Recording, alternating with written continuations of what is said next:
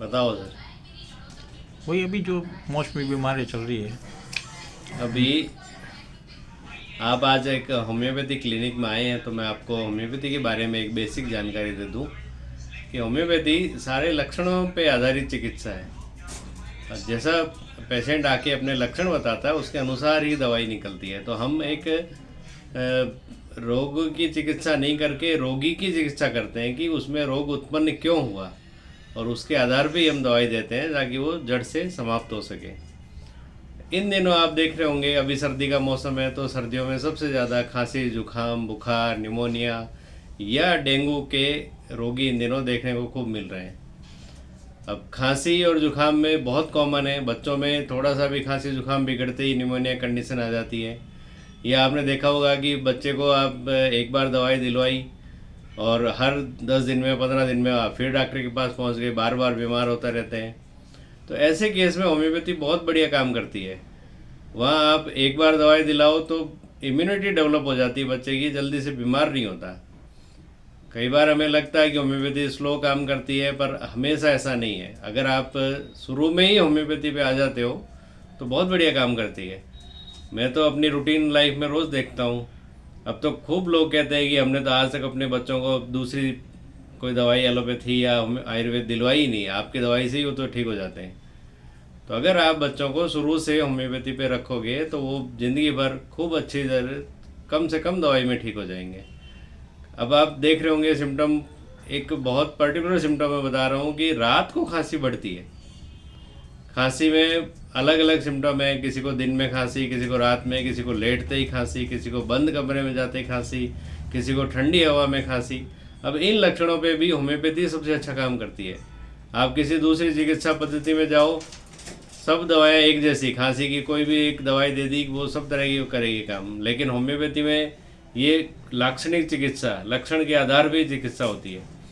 तो अगर आपने अच्छे से सिम्टम बताए, अपने लक्षण बताए, तो बहुत अच्छी दवाई अगर आपको मिल गई तो एक दो खुराक में भी वो बहुत बढ़िया काम कर देगी। तो ऐसे ही इन दिनों जुखाम, नाक बंद है या नाक बह रहा है या छींके बहुत आ रही है, या आप देख रहे होंगे एलर्जिक राइनाइटिस जिसको कहते हैं कि कभी भी जुखाम हो गया, छींके आ गई, दूसरे दिन ठीक हो गया, या किसी डस्ट से एलर्जी हुई, किसी धुआं से, धूल से, कोई भी ऐसी एलर्जी हुई, तो उसमें भी होम्योपैथी बहुत बढ़िया काम करती है। तीसरा, अभी निमोनिया, अगर किसी का जुकाम बिगड़ गया, खांसी बिगड़ गई और निमोनिया हो गया, उस कंडीशन में भी आपके अपन बोलते हैं देसी भाषा में कि पसली चलना। तो निमोनिया भी एक सीवियर कंडीशन है, तो आप उसमें इग्नोरेंस नहीं रखें, तुरंत चिकित्सा करवा लें। वहाँ भी बहुत अच्छी दवाइयाँ हैं। अब मैं कुछ दवाइयों के नाम भी आपको बता रहा हूँ। जैसे एकोनाइट, सबसे शुरुआती सिम्टम जहाँ बच्चा बीमार हुआ, सबसे पहली दवाई एकोनाइट आ जाती है। अब एकोनाइट के भी सिम्टम अलग अलग हैं कि बच्चे में प्यास थोड़ी ज़्यादा रहेगी, उसमें रेस्टलेस रहेगा। ऐसे ही ब्रायोनिया, सूखी खांसी है तो सबसे अच्छी दवाई है। तो ये तो सारे चिकित्सा लक्षणों पे आधारित है। बेलाडोना, अगर बुखार तेज है, बिल्कुल लाल चेहरा हो रहा है, तो बेलाडोना फर्स्ट ग्रेड मेडिसिन आ जाएगी। ऐसे ही हिपरसल्फ है, पल्सटीला है, एंटिम टार्ट है, जहाँ घड़घड़ाहट के साथ खांसी है, एंटिम टार्ट सबसे अच्छी मेडिसिन है। इपिकाक एक मेडिसिन है, उसमें भी अगर वॉमिटिंग भी हो रही है और घड़घड़ाहट भी है तो इपिकाक बहुत अच्छी दवाई है। ऐसे ही डेंगू के केस भी आप देख रहे होंगे। डेंगू में प्लेटलेट डाउन होती हैं, तो उसमें एक यूपेटोरियम पर्फ, यूँ कह दो कि रामबाण दवाई का काम करती है। तो उसी के साथ और भी बहुत अच्छी अच्छी दवाइयाँ हैं, रस्टॉक्स है, आर्सेनिक एल्बम है, या एक आप जैसे आयुर्वेद में देखते हैं पपीते के पत्ते देते हैं, तो उसी से बनी हुई दवाई एक कैरिया पपाया होम्योपैथी में आती है, वो बहुत अच्छा काम करती है। वो लीवर की भी बहुत बढ़िया मेडिसिन है।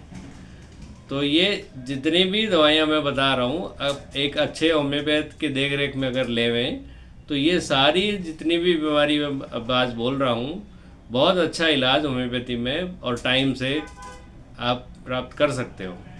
धन्यवाद सर, इसके अलावा ये और दूसरी कोई अन्य सावधानियाँ दवा के अलावा क्या बरतनी चाहिए?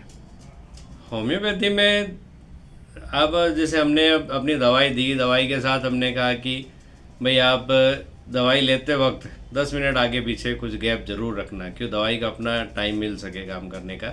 इसके अलावा तो रोग के अनुसार ही उसकी चिकित्सा है और परहेज है। आपको जुकाम है तो आप ठंडी चीज़ें नहीं खाएं, आपको कोई जॉइंट पेन है तो आप खट्टी चीज़ें नहीं खाएं।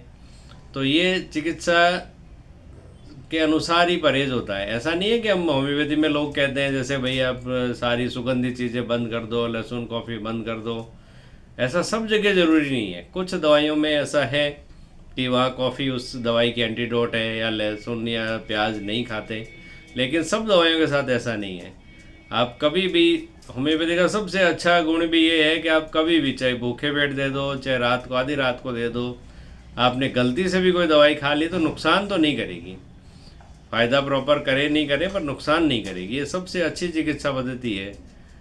तो परहेज़ तो आपका जैसे जो रोग आपने बताया, भाई न्यूमोनिया है तो आप वही ठंडी चीज़, ठंडी हवा, उनसे परहेज़ है, ठंडे पानी से दूर रहें। और जुकाम खांसी है तो भी ये परहेज़ करें।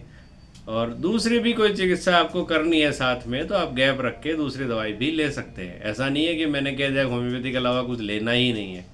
अगर आपकी कंडीशन उस दौरान अगर सीवियर है तो आप एलोपैथी, आयुर्वेद जिसका भी सहायता लेना चाहें ले सकते हैं। और बताओ सर।